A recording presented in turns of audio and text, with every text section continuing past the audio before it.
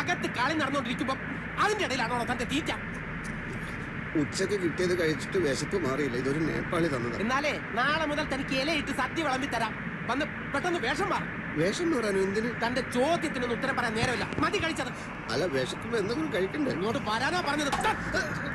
ഒരു ഐറ്റം ചെയ്യണം. രാജേഷ് തിവാരി പനി പിടിച്ച് കിടപ്പില്ല.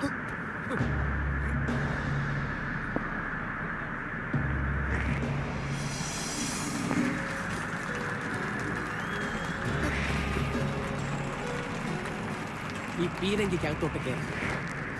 അയ്യോ, ഇതിനകത്തോ? ഞാൻ സർക്കസ് പഠിച്ചിട്ടില്ലെന്ന് പറഞ്ഞതല്ലേ. ഇങ്ങനെയൊക്കെയല്ലേ ഓരോന്ന് പഠിക്കുന്നത്. അല്ലെങ്കിൽ തന്നെ ഇതിലെന്ത് പഠിക്കാനിരിക്കുന്നു? ചുമ്മാ കയറി കിടന്നാ മതി. അന്നവന്മാര് കൊന്നാ മതിയായിരുന്നു. ഒറ്റയടിക്ക് തീർന്നു. ഇത് കൊലയാണല്ലോ. കിടന്ന് പിറുപിറുക്കാതെ കേരടാ കഴുത.